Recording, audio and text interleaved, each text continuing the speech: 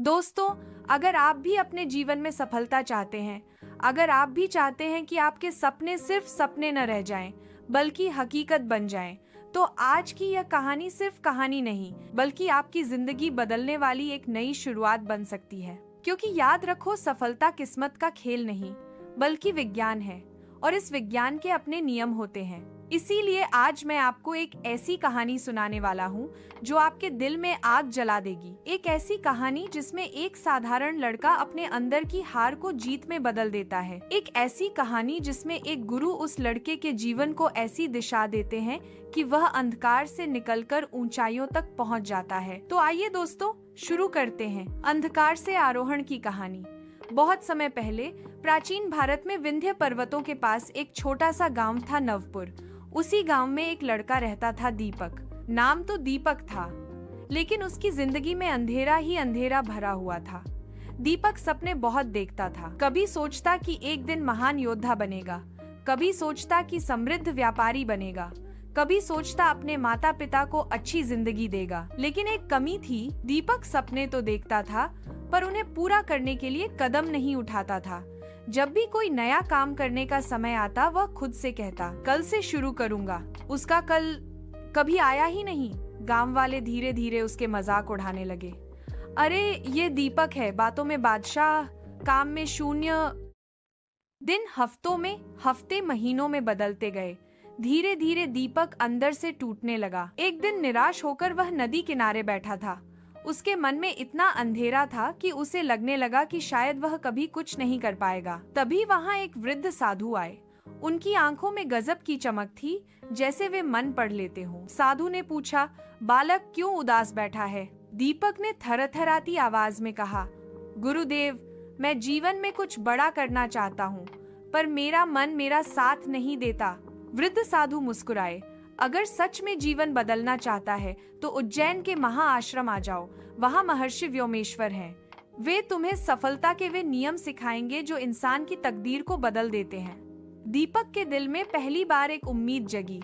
उसने तय कर लिया, अब कुछ बदलना होगा। अगली सुबह वह लंबी यात्रा पर निकल पड़ा। कई दिनों की यात्रा के बाद दीपक उज्जैन पहुंचा। वहाँ नदी किनारे विशाल आश्रम था, जहाँ सैकड़ों शिष्य ध्यान, अध्ययन और साधना करते थे।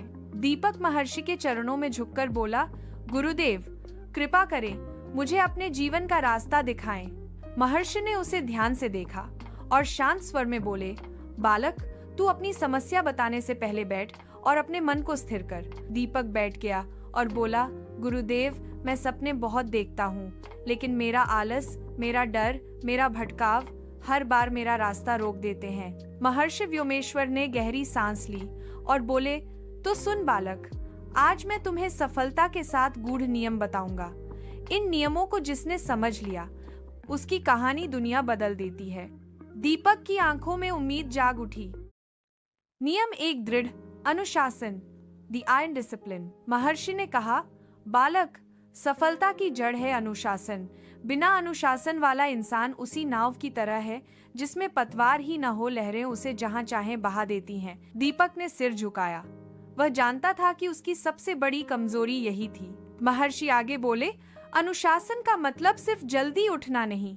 अनुशासन का मतलब है अपने मन को आदेश देने की क्षमता।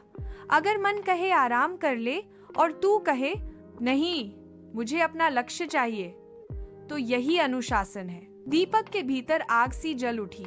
पहली बार उसे समझ आया कि अनुशासन बाहरी नहीं, भीतरी शक्ति है।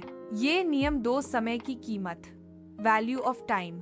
महर्षि ने दूसरा नियम बताते हुए कहा, बालक, समय ही जीवन की असली संपत्ति है।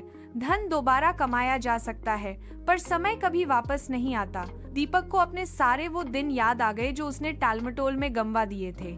याद रखो दीपक, महर्षि बोले, सफल लोग अपने हर पल का हिसाब रखते हैं और असफल लोग समय को ऐसे बर्बाद करते हैं जैसे यह कभी खत्म ही नहीं होगा। दीपक ने प्रण किया, आज से एक भी क्षण व्यर्थ नहीं जाएगा। नियम 3, स्वयं पर विजय, विक्ट्री ओवर सेल्फ। महर्षि ने गहन स्वर में कहा, अगर कोई युद्ध सबसे कठिन है तो वह बाहरी नहीं, अंदरूनी युद्ध है। दीपक चौंक गया। महर्षि ने आगे कहा, तुम्हारा सबसे बड़ा दुश्मन है तुम्हारा आलस, तुम्हारा क्रोध, तुम्हारी इच्छाएं और तुम्हारा भ्रम। जो अपने मन को जीत ले, दुनिया उसके पांव में होती है। दीपक के भीतर शक्ति जागने लगी। उसे लगा जैसे जीवन में पहली बार वह खुद को समझ रहा हो। नियम 4, संगति का प्रभाव, पावर ऑफ एसोसिएशन। महर्षि गंभीर होकर बोले, दीपक, जैसा तू साथ चुनता है वैसा ही तू बनता है। अगर तू निकम्मों के बीच बैठता है तो तेरी सोच भी वैसी हो जाती है, और अगर तू विजेताओं के बीच रहे तो तेरे भीतर भी वही ऊर्जा जागती है। सावधान, तेरी संगति ही तेरे भविष्य का निर्माण करती है। दीपक को अपनी पुरानी संगत याद आई। गप्पे, समय की बर्बादी, कोई लक्ष्य नहीं। अब उसने तय किया, आज से सिर्फ वही लोग मेरे करीब होंगे जो मुझे आगे बढ़ाएं। ये नियम 5, ज्ञान ही अमृत है। Knowledge is power. महर्षि ने कहा, सिर्फ मेहनत करने से सफलता नहीं मिलती। मेहनत तभी फल देती है जब उसे ज्ञान दिशा देता है। ज्ञान के बिना इंसान अंधा है। हर दिन कुछ नया सीखो, पढ़ो, समझो और अपने अनुभव बढ़ाओ। दीपक बोला, गुरुदेव, मैं वचन देता हूँ, अब से मैं सीखना कभी नहीं छोड़ूंगा। महर्षि ने संतोष से सिर हिलाया। नियम 6, साहस और जोखिम, करेज, कैलकुलेटेड रिस्क। महर्षि ने गहरी आवाज में कहा, बालक, डर इंसान का सबसे बड़ा कारागार है। जो डरता है वह जीता ही नहीं। जो जोखिम लेना जानता है वही बड़ी जीत पाता है। दीपक ने पूछा, अगर मैं गलत हुआ तो? महर्षि मुस्कुराए, गलतियां महानता का रास्ता है। जो प्रयास करता है वही सीखता है और वही आगे बढ़ता है।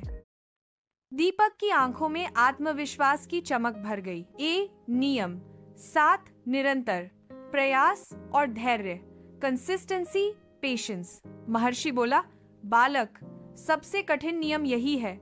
हर इंसान शुरू तो करता है, पर बहुत कम लोग अंत तक टिक पाते हैं। याद रखो, सफलता कभी एक दिन में नहीं मिलती, पर हर दिन का निरंतर प्रयास सफलता जरूर लाता है। दीपक ने दृढ़ निश्चय से कहा, गुरुदेव, अब चाहे कितनी भी मुश्किलें आएं, मैं रुकूंगा नहीं। महर्षि प्रसन्न हुए, तू तैयार है बालक, अब तेरी यात्रा शुरू होती है।